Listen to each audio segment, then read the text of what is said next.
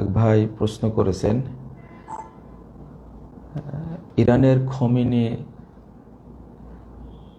হত্যা করা হলো, খোমেনিকে, তার জন্য দোয়া করা যাবে কিনা, তার জানাজা পড়া যাবে কিনা।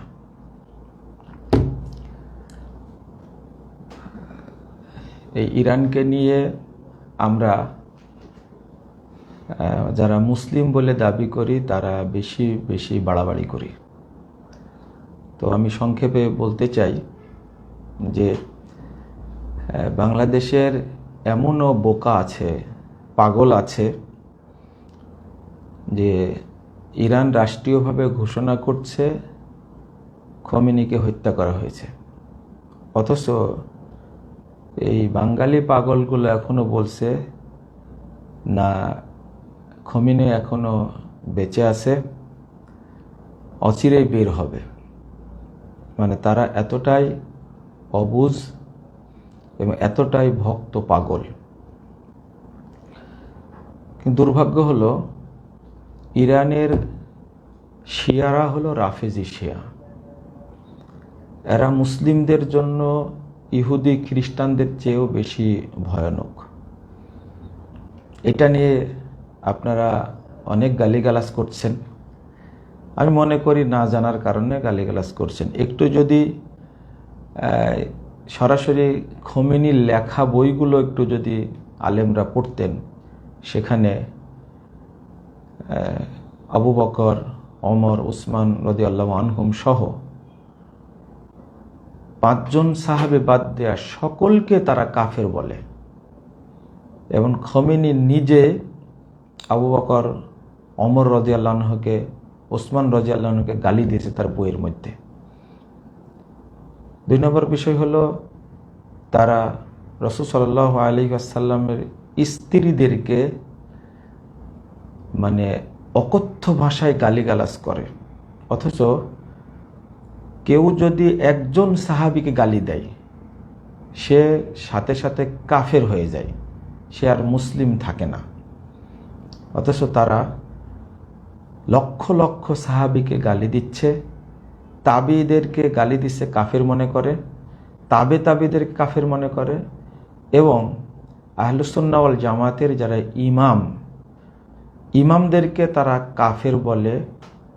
এবং ইহুদি খ্রিস্টানদের চেয়েও আহলুস সুন্নাহ ওয়াল জামাতের লোকেরা বেশি খারাপ, এটা হলো তাদের আকীদা। এবং আহলুস সুন্নাহ ওয়াল জামাতের মানুষদেরকে হত্যা করা, তাদের রক্তকে বৈধ মনে করে এই ইরানের রাফেজি শিয়ারা। তো আপনি তার জন্য দোয়া করবেন, সমস্ত সাহাবীকে কাফের বলে যে তার জন্য আপনি দোয়া করবেন, আর তার আবার জানাজা পড়বেন।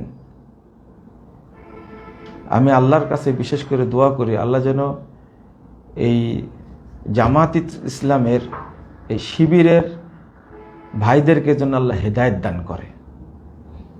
তারা শুরুর থেকেই, বহু আগে থেকেই তারা খোমেনিপন্থী, তারা শিয়াপন্থী এবং সৌদি বিরোধী। আল্লাহ এদেরকে হেদায়েত দান করুক। বিশেষ করে আজকে কত হুমকি ধামকি এইগুলো দিচ্ছেন, আমি তাদের জন্য হেদায়েত কামনা করি আর বলি যে আপনারা একটু পড়াশোনা করেন। মা আয়েশাকে যারা বলে আয়েশা ফিন্নার, আয়েশা ফিন্নার, আয়েশা ফিন্নার, আপনি তাদের জন্য দোয়া করবেন? আপনি এটা ভাবলেন কি করে? আর একটা বিষয় হলো, যারা কোরআনুল কারীমকে বিকৃত করেছে, আল্লাহ নাজিল করেছেন 30 পারা, তারা কোরআন বাড়িয়ে করেছে 90 পারা। তাদের কোরআনের আয়াতের সংখ্যা হলো 17,000-এর বেশি। আপনারা শিয়াদের সম্পর্কে না জেনে নিজের ঈমান নষ্ট করছেন। আপনার আকীদাই নাই, আপনি সালাত পড়ে সিয়াম রেখে কি করবেন? তাহাজ্জুদ পড়ে কি করবেন? আর একটা গুরুত্বপূর্ণ বিষয় হলো, সেটা হলো আপনার আগের ইতিহাস জানতে হবে। এই ইরান 1979 সাল থেকে নিয়ে ধ্বংস করেছে ইরাককে, ইরাকের পারমাণবিক কর্মসূচিকে ধ্বংস করেছে ইসরায়েলের মাধ্যমে। এই ইরান ধ্বংস করেছে আফগানিস্তানকে। যখন আফগানিস্তানে আমেরিকা হামলা করে তখন ইরান কোথায় গেছিল?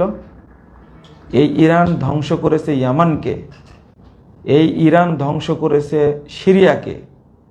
প্রত্যেকটা জায়গায় নুসাইরি শিয়া, যাদেরকে আলাবি বলে, ইয়ামানে হুসি শিয়া, এদেরকে অর্থ এবং অস্ত্র দুইটাই দিয়ে ধ্বংস করেছে। ইরানকেও ধ্বংস হতে হবে এবং ওই আমেরিকা ইসরায়েল দেয় সে ধ্বংস হবে, এটা ইতিহাস, এটা আপনাকে মেনে নিতে হবে। প্রথম বড় ব্যাপার হলো, বড় বিষয় হলো যে আরও পূর্বের ইতিহাস দেখেন, যে বাগদাদ জ্ঞান কেন্দ্র, এই জ্ঞান কেন্দ্রকে নষ্ট করেছে কারা? এর জন্য দায়ী হলো শিয়ারা। আপনি আমি বুঝি না, জানি না বলেই আজকে খুব মায়া কান্না কাঁদছেন, কিন্তু এর আগে কেন করেননি? আপনি একটু হিসাব করে দেখেন, যে ইতিহাসগুলো একটু পড়ে দেখেন। বড় কথা, যখন ইউক্রেন এবং রাশিয়ার যুদ্ধ চলছে তখন আপনি কার পক্ষে? আপনি তো কারো পক্ষেই না। আপনাকে এই আকিদা পোষণ করতে, এটা আহলে সুন্নাহ ওয়াল জামাতের আকিদা, যে রাফেজি শিয়ারা ইহুদি খ্রিস্টানের চেয়েও মুসলমানদের জন্য বেশি ভয়ঙ্কর, এই আকিদা আপনার থাকতেই হবে। তাহলে আজকে ইসরায়েলের সাথে ইরানের লাগছে, আমার তাতে কি যায় আসে? আমি কার পক্ষ অবলম্বন করব? আপনি বলবেন যে ইরানকে যদি ধ্বংস করে তার দ্বারা ক্ষতিগ্রস্ত হবে সৌদি আরব, ক্ষতিগ্রস্ত হবে কুয়েত, বাহরাইন। ক্ষতিগ্রস্ত কিসের ক্ষতিগ্রস্ত তো করেই ফেলেছে, একটার পর একটা সবগুলো তো মেরেই ফেলেছে। আমরা এখানে দুইটা কথা বলবো। ইমাম আউজাই রাহিমাহুল্লাহ তিনি বলছেন, ইদাল তাকাল ফাজিরু বিল ফাজের ফাক্তাতালা, এক ফাজের, এক অপরাধী যদি আর এক অপরাধীর সাথে মারামারি করে, ফাআহলাকাল্লাহু আহাদাহুমা, যদি তাদের একজনকে আল্লাহ ধ্বংস করে, ফালহামদুলিল্লাহ, তাহলে বলবো আলহামদুলিল্লাহ। ওয়াইদা আহলাকাহুমা জামিআ, যদি আল্লাহ এই দুই কাফেরকেই যদি হত্যা করে, বলবো ফালহামদুলিল্লাহি কাসীরা।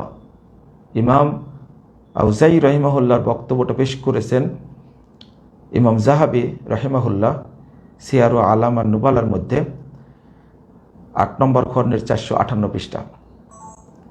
ইমাম ইবনে তাইমিয়া রহিমাহুল্লাহ তিনি বলছেন তার ফতোয়ার মধ্যে 28 নম্বর খণ্ডের 546 পৃষ্ঠা, ইদাক্তাতালা তাইফাতে মিনাল কুফার ফাল মুসলিমু ইয়াফরাহু বিইকতিতালিহিম, যখন কাফেরদের মধ্যে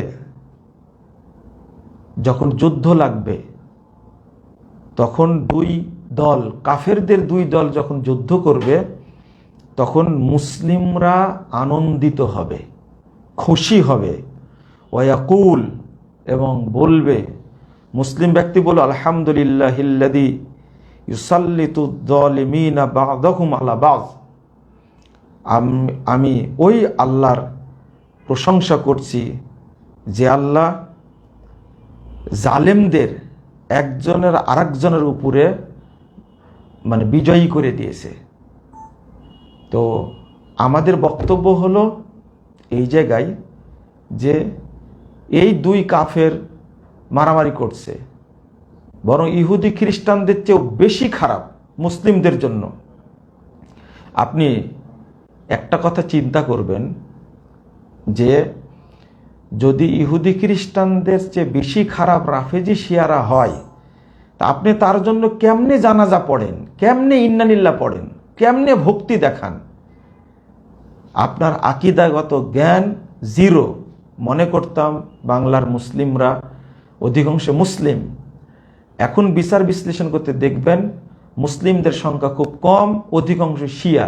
আর সাধারণ শিয়া না, এরা হল রাফেজি শিয়া, অর্থাৎ পৃথিবীর মধ্যে সবচেয়ে নিকৃষ্ট জাত যারা, তারা হলো রাফেজি। আপনি মুসলিম বলে দাবি করেন, অথচ অন্তরে আপনি এই রাফেজি শিয়াদেরকে ভক্তি করেন। আর একটা জিনিস খেয়াল করেন, আপনি একটা বক্তব্য বের করেন তো, যে ইহুদি খ্রিস্টানদের যারা নেতা, ধরেন আমেরিকার প্রেসিডেন্ট ট্রাম্প, সে আবু বকর রাদিয়াল্লাহু আনহুকে গালি দিয়েছে, সে বিশ্ব সন্ত্রাসী। ট্রাম্প বিশ্ব সন্ত্রাসী, এতে কোনো সন্দেহ নাই। ইরানে সে হামলা করছে, এটা হামলাটা অন্যায়, এতে কোনো সন্দেহ নাই। কিন্তু আপনি বিশ্লেষণ করে দেখেন, আমেরিকার প্রেসিডেন্ট বাইডেন, বারাক ওবামা সাহাবীদেরকে গালি দিয়েছে, একটা বক্তব্য দেখান। বা রাসূলের স্ত্রীদেরকে গালি দিয়েছেন, বক্তব্য দেখান। এমনকি ইহুদি, এই যে ইসরায়েল যে দখল করেছে ফিলিস্তিনকে, এই শয়তানগুলো গালি দিছে, একটু দেখান আপনি। অথচ এই রাফেজি শিয়ারা সাহাবি থেকে নিয়ে তাবে মুহাদ্দিস উলামা কেরাম, এক কথা আহলে সুন্নাত ওয়াল জামাতের সবাই, এখন পর্যন্ত যারা আহলে সুন্নাত ওয়াল জামাতের আকীদার, তারা এদেরকে আহলে সুন্নাত জামাতের সবাইকে কাফের মনে করে থাকে, তাদেরকে হত্যা করা জায়েজ মনে করে থাকে। আর আজকে আমরা তাদের জানাজা পড়ছি। আমরা আল্লাহর কাছে দোয়া করি, আল্লাহ যেন এই রাসূলের সাহাবীদেরকে গালি দেওয়া এই জাতিকে আল্লাহ যেন ধ্বংস করে দেন। সাথে সাথে আল্লাহ এই যে ইহুদি গোষ্ঠীকে যেন আল্লাহ ধ্বংস করে দেন। আল্লাহ রাব্বুল আলামিন যেন এই ফিলিস্তিন থেকে ইহুদিদেরকে নিশ্চিহ্ন করে দেন। পৃথিবীর ইতিহাসে যেন ইহুদি নামক রাষ্ট্র যেন না থাকে, আল্লাহ যেন সেই ব্যবস্থা করেন। পাশাপাশি যারা মুসলিম উম্মার উপর নির্যাতন করছে, আল্লাহ যেন তাদেরকে ধ্বংস করেন। এটা আমাদের বক্তব্য। শেষ কথা হলো যে ইতিহাস সম্পর্কে দয়া করে জানুন, পড়ুন, নিজের আকীদা সম্পর্কে জানুন। আজকে ইরান ইসরায়েলে বোমা না ফেলে, কেন বোমা ফেলছে কুয়েতের উপরে, বাহরাইনের উপরে, দুবাইয়ের উপরে, সৌদির উপরে কেন ফেলছে? এই ইরান আপনার কি উপকারটা করেছে? যখন মায়ানমারে হত্যা করেছিল বহু মানুষকে, তখন কি আপনাকে ইরান কোনো সহযোগিতা করেছে? কেন সহযোগিতা করতে আসেনি? তারা জানে মায়ানমারের মুসলিমরা শিয়া না সুন্নি। এখন এরদোগান, আপনার দুলাভাই, যেটা যাকে আপনি মুসলিম খলিফা মনে করেন, বিশেষ করে জামাত ইসলামের শিবিরের লোকেরা যারা এরদোগানকে খলিফা মনে করে, আমাদের একজন পরিচিত শেখ মুখতার আহমদ, সারাক্ষণ তিনি শিয়াদের পক্ষ নিয়ে কথা বলছেন। আপনারা তাদেরকে প্রশ্ন করেন, এরদোগান সহযোগিতা করে না কেন? সৌদি আরব সহযোগিতা করবে কেন? সৌদি আরব, কুয়েত, দুবাই তারা সহযোগিতা করবে না? তো ইরানের যারা দুলা ভাই তারা সহযোগিতা করে না কেন? হিজবুল্লাহ আজকে কই? আজকে তালেবান কই? তালেবান সহযোগিতা করে না কেন? আপনি এটাও জেনে রাখবেন, পাকিস্তানে যে গতদিন হামলা হয়েছে, এরা কাদের ঘাঁটি ব্যবহার করে ভারত পাকিস্তানকে হামলা করেছে, এটাও জেনে নিন। আল্লাহ যেন এই জাতিকে হেদায়েত দান করে, আল্লাহ যেন বুঝার তৌফিক দান করে, আল্লাহ যেন এই যে সিরিয়াকে যেভাবে স্বাধীন করে দিয়েছেন, এই অভিশপ্ত অপবিত্র বাশার আল আসাদ, হাফেজ আল আসাদ অন্তত 30,000 আলেমকে হত্যা করেছে এই 53 বছরে। ইয়ামানে 10,000 আলেমকে হত্যা করেছে, সুন্নিদেরকে শেষ করে দিয়েছে, মসজিদকে ভেঙে দিয়েছে। এই খোমেনি অন্তত 2 থেকে 3 কোটি মানুষকে হত্যা করেছে। ইরানে আহলে সুন্নাহ ওয়াল জামাতের কোনো মসজিদ নাই, আর আজকে বাংলাদেশে বসে থেকে আপনি ইরানের পক্ষ নিচ্ছেন। আপনি যদি এই ইরানের অর্থাৎ রাফেজি শিয়াদের পক্ষ আপনি নেন, আপনার ঈমান থাকবে না। তাদের জন্য দোয়া করলে আপনার ঈমান থাকবে না। তাদেরকে মুসলিম মনে করলে আপনি কাফির হয়ে যাবেন, এতে কোনো সন্দেহ নেই।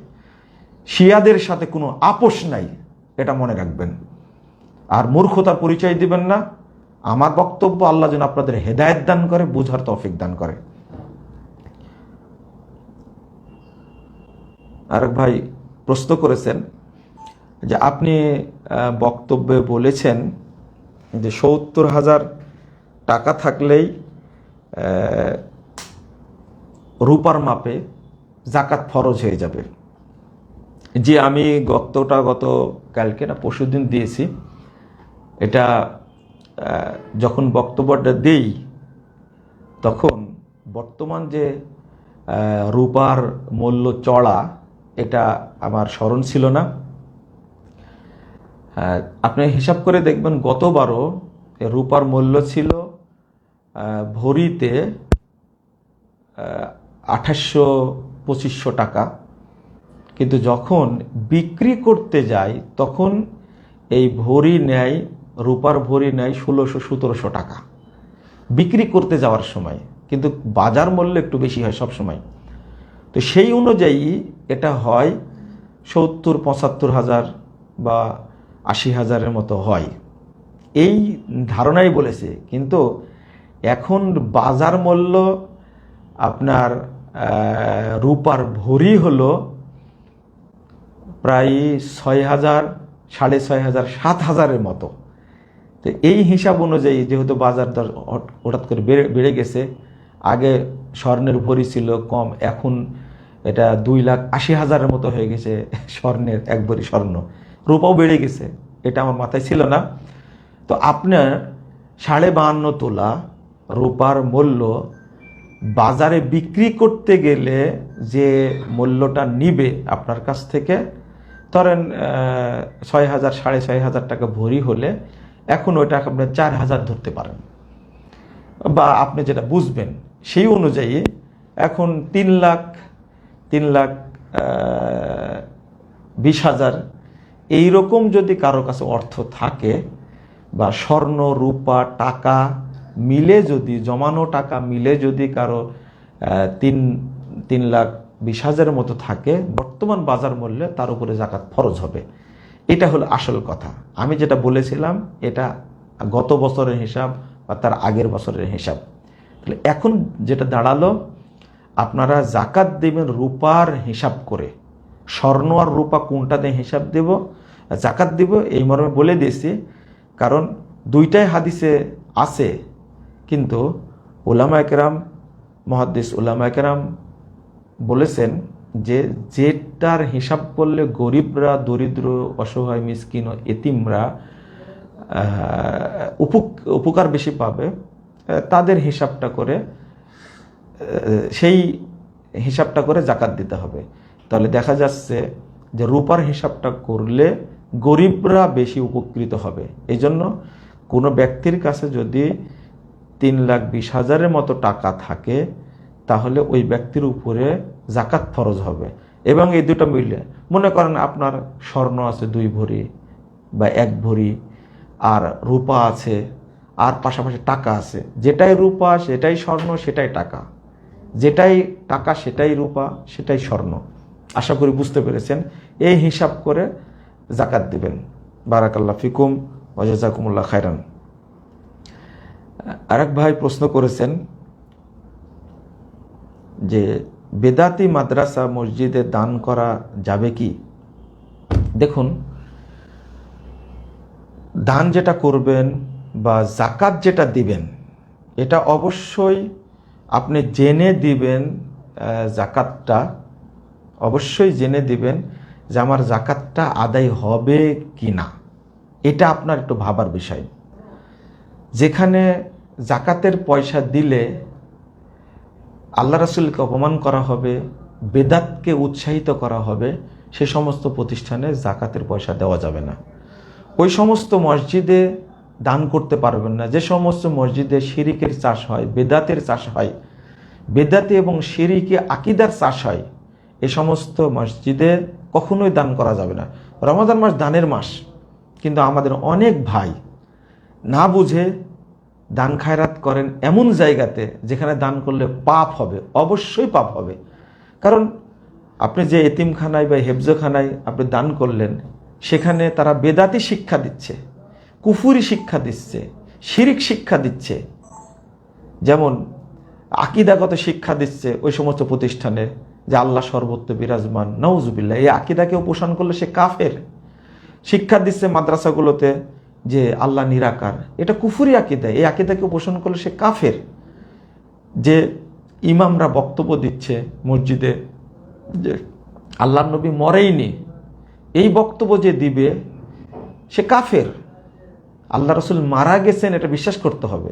বিশ্বাস করে নবী মানে কবর থেকে আমাদের উপকার করে থাকেন, আমাদের কথা শুনেন এবং আমাদের হাজাতগুলো পূরণ করেন, এইগুলো সব কুফরি আকিদা। তো যে সমস্ত জায়গায় এই সমস্ত আকিদা শিক্ষা দেওয়া হয়, আল্লাহ নবী গায়েব জানতেন, পীর ফকিরাও গায়েব জানে, তারা কবর থেকে আমাদের উপকার করে, এগুলো সব কুফরি আকিদা।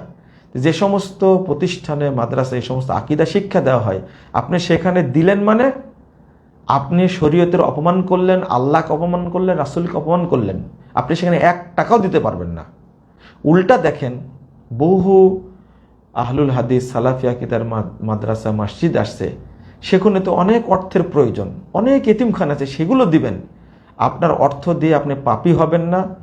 আর একটা জিনিস এখানে বলবো যে একজন ভাই যে এই টঙ্গীর তবলিগের, ইলিয়াসি তবলিগের ফাজাইলে আমল ছাপিয়ে দিয়েছেন 50,000 কপি তার নিজের টাকা দিয়ে।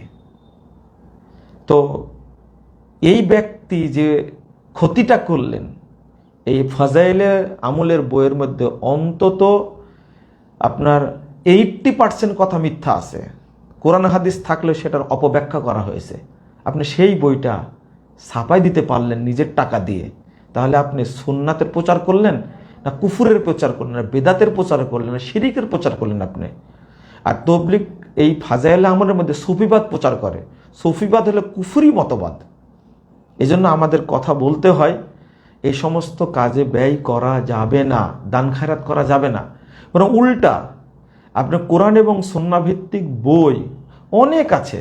বাংলাদেশে অনেক আহলে হাদিস আলেম ওলামা আছে, তাদের বই পুস্তক আপনারা প্রিন্ট করেন, আপনারা ছাপাই দেন, তাতে জনগণের লাভ হবে। শিরিকের চাষ করে, বেদাতের চাষ করে আপনার কি লাভ? আল্লাহ বলছেন তাআওয়ানু আলাল বিররি ওয়াত তাকওয়া ওয়ালা তাআওয়ানু আলাল ইসমি ওয়াল উদওয়ান। তোমরা তাকওয়া, ভালো কাজে, নেক কাজে সহযোগিতা করো পরস্পরে, পাপের কাজে, খারাপের কাজে কাউকে সহযোগিতা করো না। এটা তো স্পষ্ট কথা, কিন্তু আমরা জেনেও না জানার ভান করি। আল্লাহ যেন আমাদের বোঝার তৌফিক দান করেন, আমিন। আরেকবার প্রশ্ন করেছেন, ইফতারের পূর্বে সবাই মিলে মুনাজাত করা যাবে কি? ইফতারের পূর্বে সবাই মিলে মুনাজাত করা যাবে কি? আসলে যেগুলো কোরআন হাদিস দ্বারা প্রমাণিত নয়, এগুলো শয়তানের আমল। যেগুলো কোরআন হাদিস দ্বারা প্রমাণিত নয়, দলিল সহি দলিল দ্বারা প্রমাণিত নয়, এগুলো শয়তানের আমল। আপনার সিয়ামটাকে নষ্ট করার জন্য ইবলিশ শয়তান এই পদ্ধতিটা তৈরি করেছে। অর্থাৎ আপনি ইফতারের পূর্ব মুহূর্তে যে সবাই মিলে হাত তুলে দোয়া করবেন, এটা একটা শয়তানের তৈরি ইবাদত। এই ইবাদত করা যাবে না। আপনি সিয়াম অবস্থায় সারাক্ষণ দোয়া করবেন। রাসূল সাল্লাল্লাহু আলাইহি ওয়াসাল্লাম বলছেন যে 3 শ্রেণীর মানুষের দোয়া আল্লাহ ফেরত দেন না। তার মধ্যে একটা হলো as-সায়েম হাত্তা ইফতিরা, অর্থাৎ যতক্ষণ সিয়াম রাখে ততক্ষণ দোয়া করবে, আর ততক্ষণই তার দোয়া আল্লাহ কবুল করবেন। পুরো দিনটা পাচ্ছেন আপনার দোয়া করার। আর যে হাদিসটা এসেছে ইফতারের পূর্ব মুহূর্তে দোয়া কবুল হয়, এই হাদিসটা জয়ীফ হাদিস। এই হাদিসটা সনদে একজন রাবি আছে, সে মাজহুল, মানে জয়ীফের চেয়েও খারাপ। তা আপনি এই হাদিস মানবেন কেন? আপনি সারাদিন দোয়া করেন, কোরআন তেলাওয়াত করেন, দোয়া করেন, আপনি সকালে দোয়া করতে পারেন, আল্লাহ কবুল করবেন, জহর পরে করতে পারবেন, আসর পরে করতে পারবেন, সারাক্ষণ দোয়া করবেন, এটা সহিহ হাদিস। আর যেটা জয়ীফ হাদিস ওইটাই চলছে।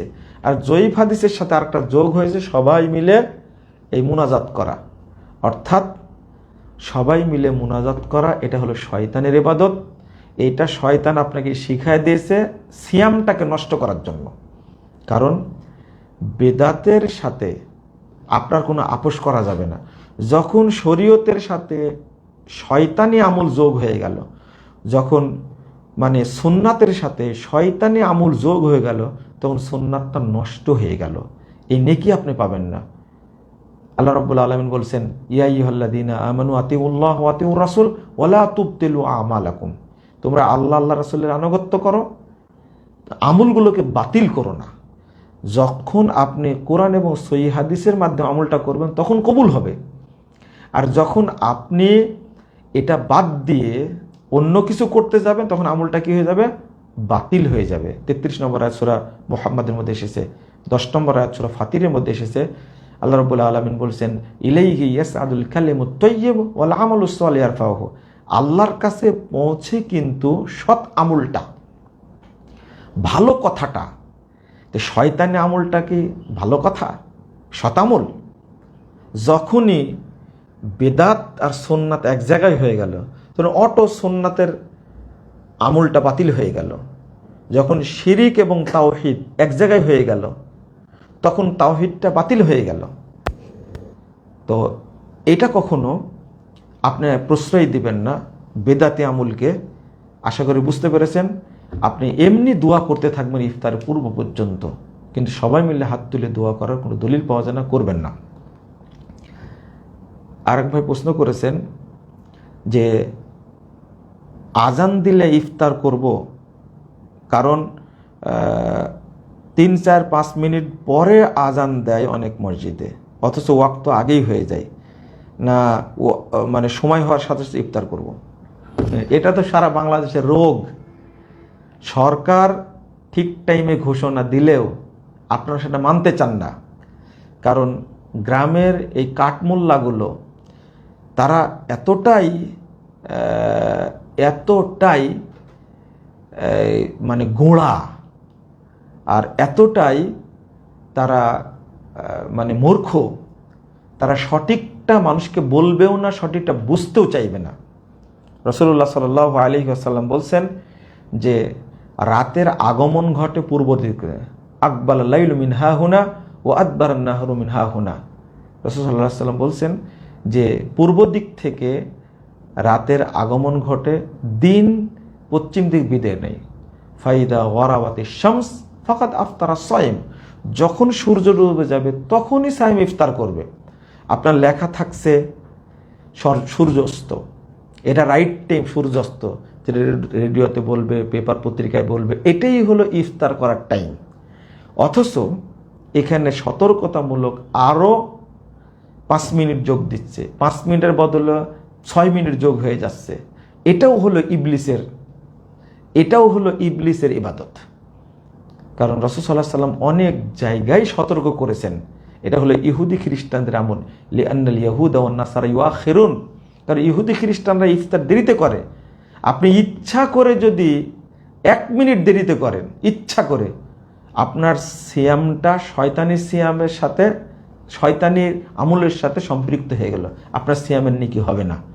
5 মিনিট যদি যোগ করেন ইচ্ছা করে, জানার পরেও, আপনার সিয়াম কবুল হওয়ার কোনো সম্ভাবনা নাই। কারণ আপনি শয়তানকে সাপোর্ট করলেন, বেদাতকে সাপোর্ট করলেন। অতএব ওয়াক্ত হয়ে গেছে, আপনি ইফতার করবেন। মনে করেন বহু মানুষ একসঙ্গে ইফতার করছে, তারা 4 মিনিট পরে ইফতার করে, আপনি কি করবেন? প্রথমত এই মাজলিসে যাবেন না। 2 নম্বর, এই মাজলিসে গেলেও আপনি রাইট টাইম ইফতারটা করবেন। এটাই হলো সুন্নাহ। আপনি সুন্নাতের উপরে টিকে থাকবেন।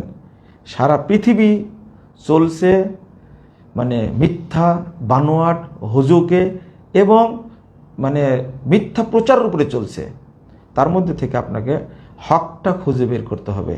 আল্লাহ রাব্বুল আলামিন আমাদের সেই তৌফিক দান করুন, আমিন। আরেক ভাই প্রশ্ন করেছেন, কদর রাত্রির পৃথক কোনো আমল আছে কিনা? জি, কদর রাত্রির পৃথক কোনো আমল নেই। কদর রাত্রি একটু দীর্ঘ করবেন, এটাই আমল। মুহাম্মদুর রাসূলুল্লাহ সাল্লাল্লাহু আলাইহি ওয়াসাল্লাম সাহাবা কেরাম পৃথক কোনো আমল করেছেন বলে কোনো দলিল পাওয়া যায় না। যেমন আপনি কিভাবে জাগবেন? দেখেন, বাংলাদেশে কদর রাত্রির আলাদা দোয়া তৈরি করেছে। এই দোয়া পড়লে কদর রাত্রির ইবাদতটাই বাতিল হয়ে যাবে। কদর রাত্রির নিয়াত তৈরি করেছে, এটা পড়লে আপনার রাত্রির ইবাদতটাই বাতিল হয়ে যাবে। যেমন বাংলাদেশের মানুষের তারাবি বাতিল হয়ে যায়। এমনি 20 রাকাত তারাবির দলিল নাই, জাল দলিল, এমনি তো বাতিল। এরপরে জালকে বাতিল করার জন্য তারাবির নিয়াত তৈরি করেছে, তারাবির দোয়া তৈরি করেছে, তারাবির মোনাজাত তৈরি করেছে, এমনি বাতিল। এই যে নির্দিষ্ট করে 20 রাকাত তারাবি পড়ার হাদিসটা জাল, এমনি বাতিল। আবার এই বাতিলকে বাতিল করার জন্য ইবলিস আরো দোয়া তৈরি করেছে। ঠিক কদরের রাত্রিগুলোর ইবাদত বাতিল করার জন্য ইবলিস অনেক পরিকল্পনা করেছে। তার মধ্যে কদর রাত্রির নিয়াত, কদরের রাত্রির দোয়া, স্পেশাল দোয়া যেগুলো আমরা প্রচার করি বিভিন্ন মাধ্যমে, আপনারা দেখেছেন। তারপরে এতবার ইখলাস পড়তে হবে, এতবার আয়াতুল কুরসি পড়তে হবে। এই বাজে ফজিলতগুলো তৈরি করে ইবলিসের উদ্দেশ্য হলো যারা এইগুলো পড়বে তাদের কদর রাত্রিটা বাতিল হয়ে যাবে। এই বাতিল করা উদ্দেশ্য ইবলিসদের। তো আমরা বলবো, আপনি কোরআন এবং সুন্নাহ মোতাবেক যদি কদর রাত্রি জাগতে চান, তাহলে আপনি দীর্ঘ সময় যাবত কোরআন তেলাওয়াত করবেন সালাতের মধ্যে। অর্থাৎ অন্য দিন তারাবি পড়তে আপনার সময় লাগে মনে করেন 1 ঘন্টা, 1.5 ঘন্টা, 2 ঘন্টা, কিন্তু কদরের রাত্রিতে আপনি এই তারাবিটাই পড়বেন দীর্ঘ করে। হয়তো এশার পরে শুরু করলেন, পড়তে পড়তে পড়তে এটা 1টা বেজে গেল বা 2টা বেজে গেল, দীর্ঘ করেন আপনি। বা একটু পরে শুরু করলেন, আপনি 4 রাকাত পড়ে বিরতি দেন, বিরতির পরে এবার একটু তেলাওয়াত করেন, একটু দোয়া করেন আল্লাহর কাছে, এরপরে আবার শুরু করেন এইভাবে। কিন্তু স্পেশাল কোনো দোয়া আবার স্পেশাল কোনো ইবাদত কদর রাত্রিতে নাই, যেটা বাংলাদেশে করে থাকে। এটা থেকে বিরত থাকতে হবে। মনে করেন আপনি কোনো সূরা জানেন না, আপনি দীর্ঘ করবেন এই জন্যই সূরা ইখলাসই পড়েন অনেকবার, 30 বার, 35 বার, 50 বার পড়েন, আপনি কোনো আপত্তি নেই। সূরা ফালাক মুখস্থ আছে, এটাই আপনি পড়েন, 50 বার পড়েন সূরা ফালাক। আপনার আয়াতুল কুরসিটা মুখস্থ, আয়াতুল কুরসিটা যদি মুখস্থ থাকে, আপনি সালাতে দাঁড়িয়ে আয়াতুল কুরসি পড়েন 30 বার, দেখেন কত টাইম লাগে। এইভাবে সালাতটা দীর্ঘ করবেন। আর একটা, সেজদায় গিয়ে, রুকুতে গিয়ে আপনি দীর্ঘ করবেন। অন্তত সেজদায় গিয়ে আপনি পড়েন, একটু ধৈর্য নিয়ে পড়েন। তো আপনি এত রাকাত সালাত পড়ার সুযোগ পান কোথায়? যারা ইবাদতে দীর্ঘ করে তাদের তো মানে 8-10 রাকাত পড়তেই তো ফজর হয়ে যায়। যেমন সেজদায় পড়েই থাকতেন। কি পড়েন সেজদাতে? রব্বানা আতিনা ফিদ দুনিয়া হাসানা ওয়া ফিল আখিরাতি হাসানাতাও ওয়া কিনা আযাবান্নার। এটা আপনি পড়তেই থাকেন, আল্লাহকে বলতেই থাকেন, রব্বির হামহুমা কামা রব্বায়ানি সাগীরা। আপনি পড়েন তো রব্বির হামহুমা কামা রব্বায়ানি সাগীরা, সেজদায় পড়ে 20 বার পড়েন, কত টাইম লাগে? আল্লাহুম্মা ইন্নাকা আফুবুন তুহিব্বুল আফওয়া ফা'ফু আন্নি, এটা পড়তে থাকেন। আপনার 50 বার এটা পড়েন, সেজদায় পড়ে দিয়ে কতক্ষণ সেজদায় পড়ে থাকতে পারেন আপনি? বাংলাদেশের সালাদটা হয়ে গেছে, এটা হলো ব্যবসায়ী সালাত, ট্র্যাডিশনাল। 20 রাকাত সালাত পড়তে 29 মিনিট সময় লাগে, 20 মিনিট সময় লাগে। এই সালাত পড়ে এটা আল্লাহর কাছে যাবে না, এটা যাবে শয়তানের কাছে। এটার নাম সালাত না। সালাত পড়তে হবে আপনাকে ধীরে সুস্থে। আর একটা বিষয় হলো, আপনি 2 রাকাত পড়ে আল্লাহর কাছে একটু চাইলেন, কি কি চাওয়ার দরকার সেটা আপনি জানেন। আর কদর রাত্রি জাগতে হবে। রাসূল সাল্লাল্লাহু আলাইহি ওয়াসাল্লাম বলেছেন, মান হরিমা খায়রাহা ফাকাদ হরিম, যে কদর রাত্রির কল্যাণ থেকে বঞ্চিত হলো তাকে সমস্ত কল্যাণ থেকে বঞ্চিত করা হলো। কদর রাত্রি জাগতে হবে, জাগার চেষ্টা করবেন, নফল ইবাদত, কিন্তু এত গুরুত্বপূর্ণ আপনি চিত হয়ে ঘুমাবেন, এটা ঘুমানোর সুযোগ নাই। আপনি আল্লাহর কাছে চাইবেন, কিছু চেয়ে এটা মানে কাটিয়ে দেবেন সময়টা। অবশ্যই কদর রাতগুলোতে খানার আয়োজন করবেন না, বক্তব্যের আয়োজন করবেন না মসজিদে, এটা আর একটা বিদাত, এটা করবেন না। জাযাকুমুল্লাহ খায়রান। এক বোন প্রশ্ন করেছেন যে আমি প্রতি বছর শুধু 27 রাত্রি জাগি, কিন্তু একজনের বক্তব্য শুনলাম যে শুধু 27 রাত্রিতে না জেগে 5 রাত্রি জাগতে হবে। যিনি বলেছেন 5টি কদর রাত জাগার কথা, এটাই সঠিক বলেছেন। 27 তারিখেই কদর রাত্রি হবে, এই ইয়াকিন, এই বিশ্বাসটা থাকা উচিত নয়। বরং বাংলাদেশের মানুষ তো 27 রাত্রি মানে ইবাদতের জন্য জাগে না, এরা যায় মাজারে, এরা যায় পীরের দরগায়, এরা খানকায় যায়, এরা গোরস্থানে যায়, যেখানে গোরস্থানে মসজিদ আছে, পীরের দরগা আছে, সেখানে গিয়ে ইবাদত করে। আর এই পীরদের এই টাইমটা, এই রাত্রিটা একটা ইনকামের মানে ফায়দা হাসিলের রাত এটা। সেখানে তার মুরিদগুলো গিয়ে সেখানে ইবাদত করে। দেখেন, এটা হিন্দুদের আকীদার চেয়েও খারাপ। এটা হিন্দুরা দুর্গা পূজার জন্য যায় মণ্ডপে, তাদের ইবাদত জায়গা পূজা মণ্ডপ। আর বাংলাদেশের অধিকাংশ মুসলিম 27 রাতে কদর রাত মনে করে এরা ইবাদত করার জন্য যায় মাজারে, দরগায়, কবরস্থানে, খানকায় যায়। এর চেয়ে বড় দুঃখজনক আর কি হতে পারে? মাজারে গিয়ে চোখে সুরমা দেয়, কোটি কোটি টাকা সেখানে দান করে তারা, অথচ ইবাদত করার জায়গা হলো মসজিদ, তারা মসজিদে যাবে না। আবার অনেক মসজিদ আছে এই শুধু একটা রাত সারা রাত জাগবে, বক্তব্য দিবে, তারপরে জিলাপি খেয়ে, পোলাও খেয়ে ওখান থেকে বিদায় নিবে। ইবাদত কই? আপনি তো মিলাদ পড়লেন, ওয়াজ শুনলেন, জিকির করলেন, তাও মাইকে জিকির করছেন। যারা বাড়িতে ইবাদত করে তাদের ডিস্টার্ব করছেন আপনি। তারপর জিলাপি পোলোয়া খেয়ে চলে গেলেন, ও ফজরও পড়ে না ওরা। এতটাই বাংলাদেশের এই মুসলিমরা হতভাগা, তারা সঠিক জিনিসটা না জেনে এই সমস্ত বাজে কাজগুলো করে থাকে শরীয়তের নাম নিয়ে। এটাতে ইবলিস খুশি হয়, আল্লাহ বেজার হন। যে ইবাদতগুলো করা হয় ইবলিসের জন্য, এটাতে ইবলিসই খুশি হবে। ইবাদত করতে হবে আল্লাহর জন্য, রাসূলের সুন্নাহ মোতাবেক, তবেই ইবাদত কবুল হবে। রাসূল সাল্লাল্লাহু আলাইহি ওয়াসাল্লাম বলেছেন, মান আমিলা আমালান লাইসা আলাইহি আমরুনা ফাওয়ারাদ। কেউ যদি এমন কোনো আমল করে যে আমলের নির্দেশ আমাদের পক্ষ থেকে নেই, ফাওয়ারাদ, ওটা প্রত্যাখ্যাত। যে ব্যক্তি করবে সেও প্রত্যাখ্যাত, ও আমলটাও প্রত্যাখ্যাত। ওটা বর্জন করতে হবে, ওটা সমাজ থেকে তুলে দিতে হবে। বাংলাদেশের অবস্থাটা এইরকম। আর একটা প্রশ্নের উত্তর দিয়ে শেষ করি। সেটা হলো, এক ভাই প্রশ্ন করেছেন যে আশেপাশের মসজিদগুলোতে সাহারির সময় ডাকা হয়, গজল গাওয়া হয়, কিন্তু আমরা আমাদের মসজিদে শুধু আজান দেই, এই কারণে আমাদেরকে গালিগালাজ করা হয়। এ ব্যাপারে কিছু বলবেন? এটা শুধু আপনার এলাকার সমস্যা না, সারা দেশেরই সমস্যা এটা। সুন্নাহ হলো সাহারির আজান দিতে হবে। আপনি আজান দিচ্ছেন, আলহামদুলিল্লাহ, আল্লাহ আপনাকে এই হকের উপরে প্রতিষ্ঠিত রাখুন, দোয়া করি। এবং আল্লাহ রাব্বুল আলামিন যেন অন্যদেরকে বোঝার তৌফিক দান করেন। সুন্নাহ হলো সাহারির টাইম হলে আজান দিতে হবে। অন্তত ফজরের আজানের 1 ঘন্টা আগে সাহারির আজান দেবেন, তারপরে মানুষ সাহারি খাওয়া শুরু করবে। আর তাহাজ্জুদ পড়ার জন্য তার আগে উঠবেন। আজান যখনই দিবেন তখন তারা তাহাজ্জুদ থেকে ফিরে এসে সাহারিতে অংশগ্রহণ করবে। এটা হলো সুন্নাহ।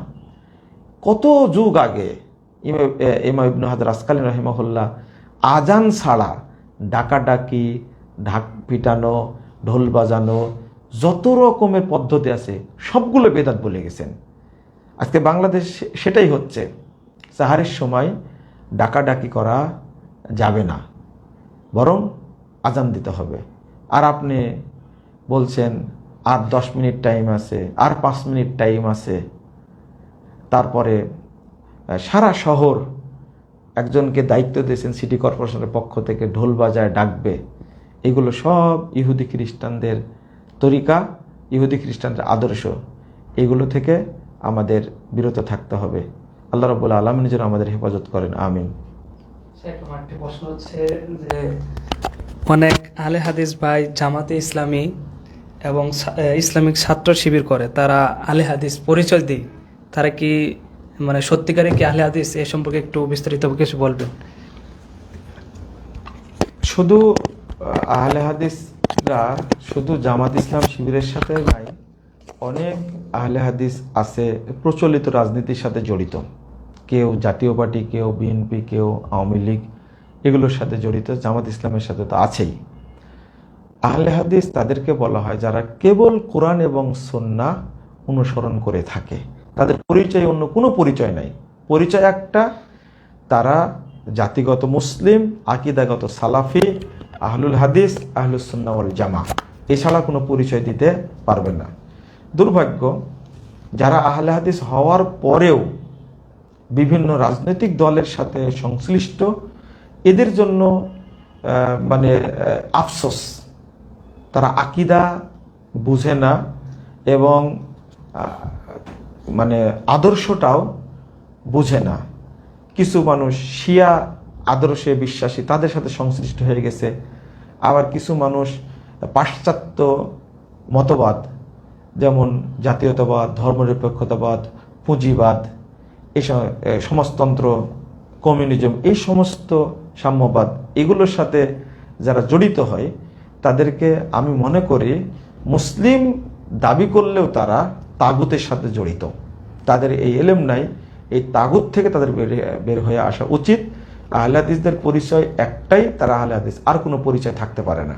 জাযাকুমুল্লাহ খায়রান ওয়া বারাকাল্লাহু ফিকুম। আরেকটি প্রশ্ন, যে বর্তমানে ইরানের নেতা যে খামেনি মৃত্যুতে অনেক মুসলিম ভাই এবং অনেক আলেম, আমাদের সালাফি আকীদার মধ্যে অনেক আলেম আছে যারা ফেসবুকে তাদের ফেসবুক আইডি এবং অনেক দিনী ভাইয়েরা এই মানে ইরানি শিয়াদের মানে সম্পর্কে প্রমোট করে, এদের সম্পর্কে কিছু বলবেন। আলেমদের সম্পর্কে বিশেষ করে আমি একটু জানতে চাচ্ছি, তারা কেমন মানে আলেম?